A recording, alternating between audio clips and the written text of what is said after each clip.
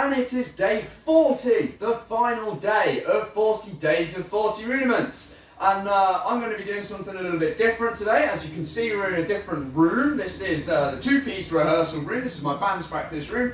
It's an absolute mess, but it's a really, really great creative space for me and my bandmate. So, yeah, here we are. What we're going to be covering today is how to actually implement these rudiments into your rhythms and your fills, which is what I've been talking about this whole time. They are not just technical exercises. These are practically useful sticking patterns that you can put into your drumming. These are the difference between good drummers and really great drummers, is the ability to split rudiments up, to throw them into rhythms here and there, add texture. They're very, very important things. So we're going to start off with just the simple paradiddle, the single paradiddle, which I know you've all been following because it's got like hundreds of times more views than any of the other ones. So I know you all know your paradiddles at this point. Right, left, right, right, left, right, left, left. So what we're going to do is we're going to start at 90 beats per minute. I'm going to play a simple, straight 4/4 rhythm, and we're going to implement some paradiddles in there just to add a little bit of texture to it. 1, 2, 3, 4.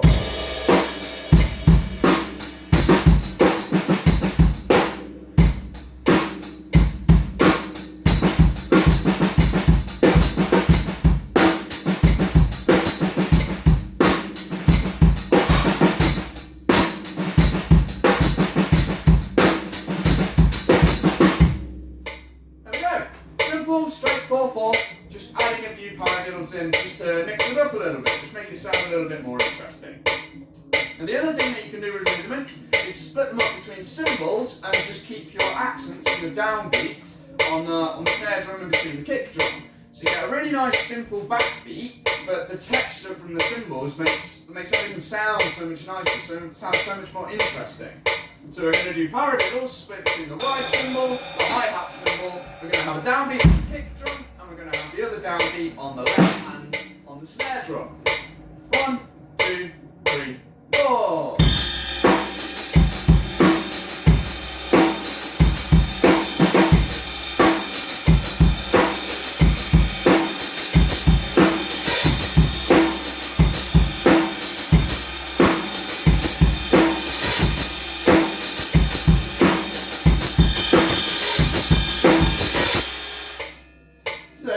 Paradiddle being used practically in a rhythm. Now these are great little rhythms, you can use them all over the place, you can pretty much put them over anything because it's a simple sticking pattern and it's easily followed, it just sounds really good. Now we're also going to try and implement those into fills a little bit, so exactly the same thing again, nice straight rhythm, and we're just going to throw some paradiddles around some of the toms and stuff. By the way, I've got another tom set up down here, so if you see me hitting something over here and you can't see what it is, it's a floor tom. So just so you know that that's there. 1, 2, 3, 4.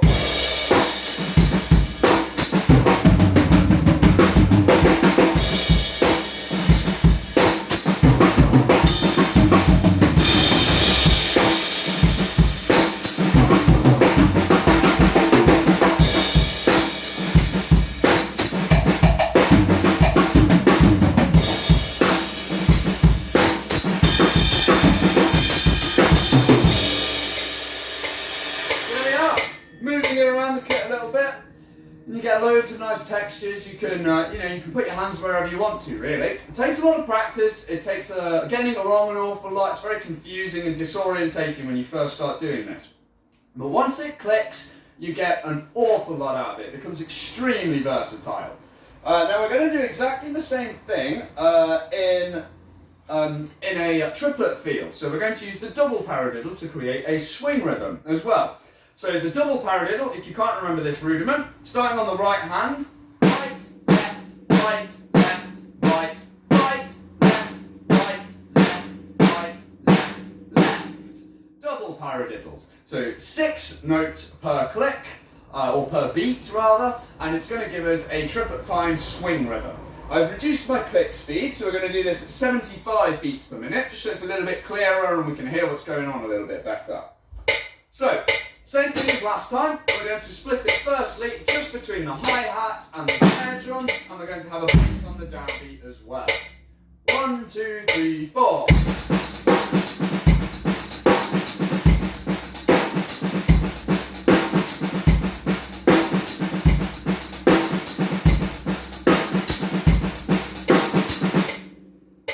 Now, I love this rhythm. I think it sounds fantastic. You get downbeats, you get offbeats, falling on things, it all bounces off each other. It's a wonderful rhythm. So we're going to do the same thing again, and we're going to split it between the ride cymbal and the hi-hat, and we're going to keep our downbeats on the kick drum and on the snare drum. 1, 2, 1, 2, 3, 4.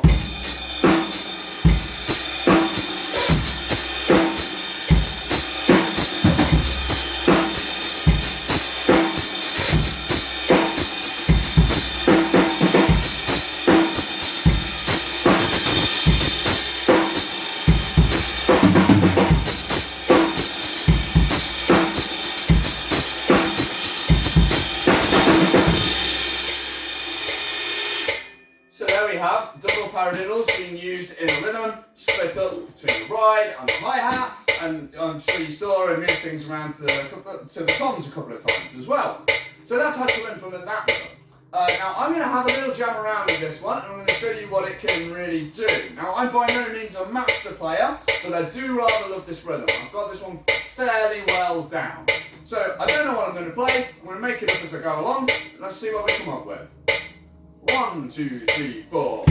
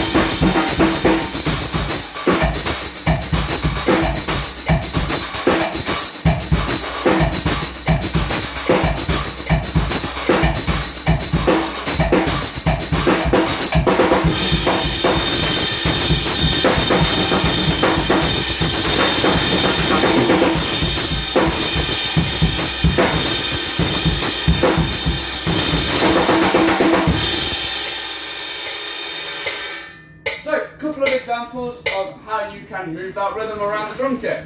Now, I really like using things like the wood block and stuff for those accents. I think those kind of rhythms sound great, and you don't have to change your sticking pattern. You can just go.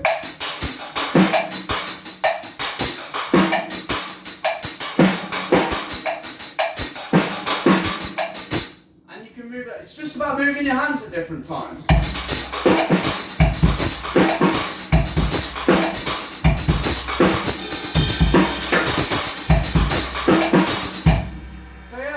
Practice your rudiments, experiment with them around the kit, try moving your hands around, just keep them between two things to start with, just to get used to that feel of actually using the rudiment practically.